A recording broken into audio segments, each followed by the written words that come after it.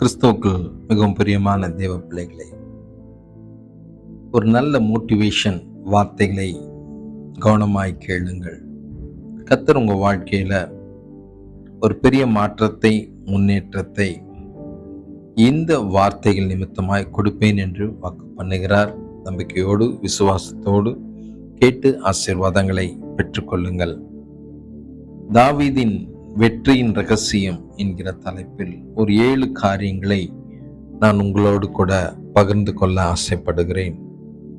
முதலாவதாக, ஆடுகளை மேய்த்து கொண்டிருந்த தாவீது தன் வாழ்க்கையில் எப்படி படிப்படியாக உயர்ந்தார் என்பதை தெரிந்து கொண்டோமே. ஆனால் நாமும் நம் வாழ்க்கையில் நிச்சயமாக ஒரு நல்ல நிலைக்கு வர, அநேகருக்கு ஆசீர்வாதமாய் இருக்க கர்த்தர் உங்களுக்கு உதவி செய்வார். எத்தனை பேர் நம்புறீங்க, விசுவாசிக்கிறீங்க? ஒரு ஆமென் சொல்லுங்க. முதல் காரியமாக, தேவனை முழு இருதயத்தோடு நம்ப வேண்டும், முழு இருதயத்தோடு தேட வேண்டும். தாவீதின் வாழ்க்கையில் நாம் பார்க்கும்போது, நான் சேனைகளின் கர்த்தரின் நாமத்திலே உன்னிடத்தில் வருகிறேன், எந்த சூழ்நிலையிலும் தேவன் என்னோடு கூட இருக்கிறார், இயேசு கிறிஸ்து எனக்கு துணையாய் நிற்கிறார் என்கிற அந்த நம்பிக்கை, அந்த விசுவாசம் உங்க வாழ்க்கையில இருக்க வேண்டும். அப்பொழுதுதான் தேவனால் உங்களுக்காக இறங்கி செயல்பட்டு உங்கள் வாழ்க்கையில் வருகிற போராட்டங்கள், வேதனை, கண்ணீர்களை அவரால் மாற்ற முடியும். உலகத்தில் உபத்திரவங்கள் உண்டு, ஆனாலும் திடன் கொள்ளுங்கள், நான் உலகத்தை ஜெயித்தேன். அவர் ஜெயித்தது போல நாம் அவரை மட்டுமே சார்ந்து வாழும்போது நாமும் இந்த உலகத்தில் வருகிற போராட்டங்களை எளிதாக வெற்றி பெற முடியும். இரண்டாவதாக, ஆவிக்குரிய வாழ்க்கையில் எப்பொழுதும் தேவனையே முன்னிறுத்தி, கர்த்தர் எனக்கு முன்பாக நான் கர்த்தரை வைத்திருக்கிறேன், நான் அசைக்கப்படுவதில்லை, எல்லா சூழ்நிலையிலும் கர்த்தர் என்னோடு கூட இருக்கிறார், கர்த்தரோடு கூட நான் இருக்கிறேன் என்கிற நம்பிக்கை தாவீதுக்கு இருந்தது. நம்பிக்கை மட்டும் அல்லாது, அதிகாலையில் எழுந்து ஜெபிப்பது, தினமும் 3 வேளை ஜெபிப்பது, ஆண்டவரை சுரமண்டலங்களை வாசித்து, கிண்ணறங்களை வாசித்து ஆண்டவரை ஆராதிப்பது, துதிப்பது, இப்படி எல்லா ஆவிக்குரிய வாழ்க்கையிலும் கர்த்தரை தியானிப்பது, நடுஜாமத்தில் எழுந்து தியானிப்பது, ஜெபிப்பது, இப்படி எல்லா ஆவிக்குரிய வாழ்க்கையிலும் தாவீது கர்த்தரை பிரியப்படுத்துகிறவனாய் வாழ்கிறதை பார்க்க முடிகிறது. கர்த்தரை அதிகமாய் தேடுகிற ஒரு இருதயம் அவருக்குள் இருந்தது. என்னை தேடுங்கள், அப்பொழுது நீங்கள் கண்டடைவீர்கள் என்று வார்த்தை சொல்கிறது. ஆம் தேவ பிள்ளைகளை, கர்த்தரை தேட வேண்டும். ஆர்வமாய், வாஞ்சையாய், நம்பிக்கையாய் கர்த்தரை தேடி தேடி தேடி கர்த்தர் பிரசன்னத்தில் நாம் வாழும்போது நிச்சயமாக ஒரு வெற்றியுள்ள வாழ்க்கை உங்களால் வாழ முடியும். தாவீதின் வாழ்க்கையில் பார்க்கும்போது எல்லா சூழ்நிலையிலும்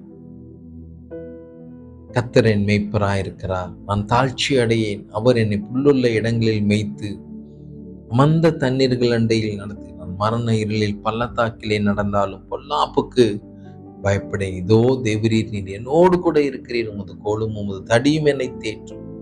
எல்லா சூழ்நிலையிலும் கர்த்தர் என்னோடு கூட இருக்கிறார். எவ்வளவு போராட்டங்கள், மரண இருள் வந்தாலும் நான் பயப்பட மாட்டேன் என்கிற நம்பிக்கை தாவீதுக்குள் இருந்தது. சொல்றார், என் சத்துருக்களுக்கு முன்பாக நீர் எனக்கு ஒரு பந்தியை ஆயத்தப்படுத்தி, அம்மேன், சத்துருக்களை ஜெயிக்க வேண்டும், அப்பொழுதுதான் வாழ்க்கையில் முன்னேற முடியும் என்பதை உணர்ந்து கொள்ளுங்கள். சத்துருவை ஜெயிக்க வேண்டும் என்றால் தெய்வ பிரசன்னம், தேவனோடு நீங்கள் இருக்க வேண்டும், தேவன் உங்களோடு கூட இருக்க வேண்டும். மூன்றாவதாக, சின்ன சின்ன காரியத்தில் உண்மையாய், தனக்கு கொடுக்கப்பட்ட வேலையில், அழைப்பில், ஊழியத்தில், பொறுப்பில், ஸ்தானத்தில் நிலைத்து நிற்கிற ஒரு இருதயம் தாவீதுக்கு இருந்தது. சாமுவேல் என்னை அபிஷேகித்து விட்டார் என்று மற்றவைகளை அசட்டை பண்ணாதபடிக்கு எல்லாவற்றிலும் தனக்கு கொடுக்கப்பட்ட ஆடுகளை கண்ணும் கருத்துமாக பார்த்து கொண்டார். அவைகளை நன்றாக மேய்த்து, கர்த்தர் கொடுத்த ஒவ்வொரு காரியத்திலும் நீங்கள் உண்மையா இருக்கும்போது, உங்க குடும்பத்துல உண்மையா இருங்க, உங்க வேலையில உண்மையா இருங்க, உங்க தொழில்ல உண்மையா இருங்க, சபையில உண்மையா இருங்க, ஊழியத்துல உண்மையா இருங்க. எல்லாவற்றிலும் சின்ன வேலையா இருக்கலாம், சின்ன ஊழியமா இருக்கலாம், அவைகளில் நீங்கள் உண்மையா இருக்கும்போது மட்டுமே பெரிய காரியங்களை கர்த்தர் உங்க நம்பி கொடுப்பார். நான்காவதாக, தைரியமான விசுவாசம்.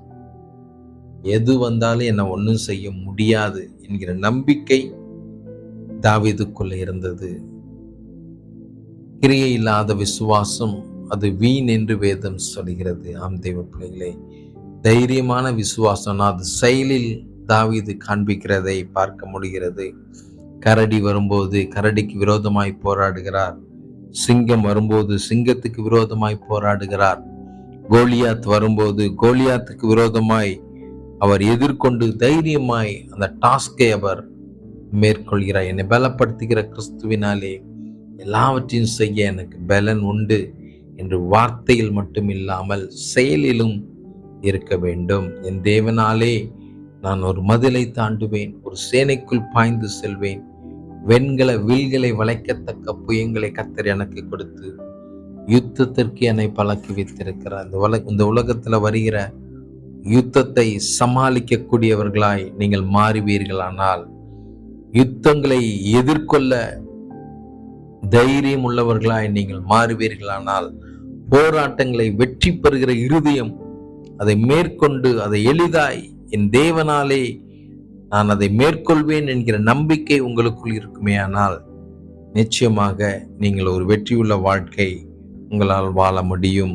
ஐந்தாவதாக, கர்த்தரால் அபிஷேகம் பண்ணப்பட்ட தெய்வ மனிதனை அவர் மீது கையை போட, அவரை அவமதிக்க அவர் விரும்பவே இல்லை.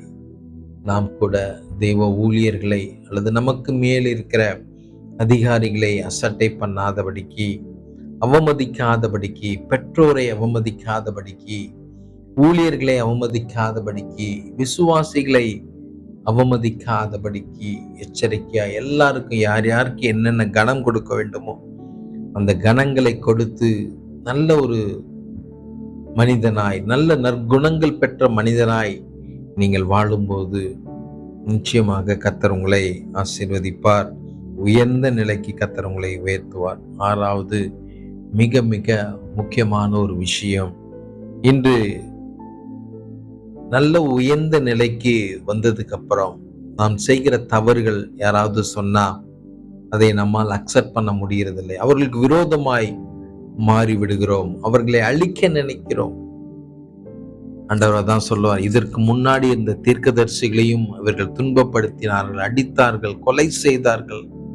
எத்தனையோ ஊழியக்காரர்கள் பாவங்களை குறித்து பேசும்போது அவர்கள் விரோதமாய் எழும்பி நிற்கிறோம். ஆனால் தாவீதை பார்க்கிறோம், மிக ஒரு நல்ல குணம், தான் பாவி என்பதை உணர்கிற ஒரு இருதயம் அவருக்குள் இருந்தது. ஆவியானவர் உங்களிடத்தில் பேசுவாரே ஆனால் நிச்சயமாக உங்கள் பாவங்களை அறிக்கை செய்து அதை விட்டுவிடுங்கள். அப்பொழுது நீங்கள் இரக்கம் பெறுவீர்கள். உங்கள் வாழ்க்கையில் ஒரு உயர்வு, உங்கள் பாவம் உங்களுக்கு தடையாக இருக்குமே ஆனால் அதை விட்டுவிட்டு தெய்வ சமூகத்தில் உங்களை அர்ப்பணியுங்கள். நிச்சயமாக ஒரு உயர்வை, மேன்மையை உங்களால் பார்க்க முடியும். ஏழாவதாக பார்க்கிறோம், தேவனுடைய சித்தத்தின்படி செய்கிற ஒரு மனிதனாய், தேவனுடைய இருதயத்திற்கு ஏற்ற ஒரு மனிதனாய். ஆண்டவர் சொல்லுவாரு, தாவீது என் இருதயத்திற்கு ஏற்ற மனிதன் என்று கர்த்தர் அழைக்கிறார். உங்களை பார்த்து கர்த்தர் சொல்லணும், பெஞ்சமின் என்னுடைய இருதயத்திற்கு ஏற்றவன், அவனுடைய செயல்கள் நான் விரும்புகிறபடி இருக்கிறது.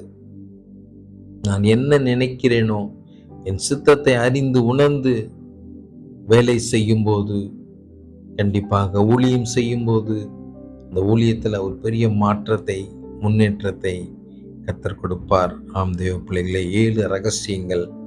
1, நம்பிக்கை. 2வது, ஜெபம். 3வது, உண்மைத்தன்மை. 4வது, தைரியம். 5வது, கர்த்தரால் அபிஷேகம் பண்ணப்பட்டவர்களுக்கு கொடுக்க வேண்டிய கனத்தை, மரியாதையை கொடுக்க வேண்டும் என்கிற வாஞ்சை, நல்ல பண்புகள், நல்ல குணங்கள், எல்லாரிடத்திலும் அன்பாய் பேசுகிற ஒரு இருதயம். 6வதாக, மனம் திரும்புதல்.